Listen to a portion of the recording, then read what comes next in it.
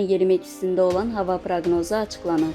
Milli Hidrometeorologiya Xidmətinin məlumatına əsasən, Bakıda və Abşeron yarımadasında hava şəraitinin dəyişkən buludlu olacağı, əsasən yağmursuz keçəcəyi gözlənilir. Lakin gündüz havanın qısa müddətə tutulacağı, bəzi şəhər ətrafı ərazilərdə az yağış yağacağı ehtimalı var. Arabir güclənən şimal-qərb küləyi əsəcək.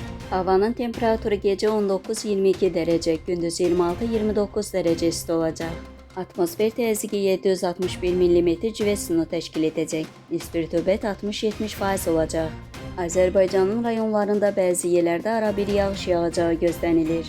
Əsasən dağlıq və dağətəyi rayonlarında qısa müddətli intensiv olacağı, şimşək çaxacağı, dolu düşəcəyi ehtimalı var.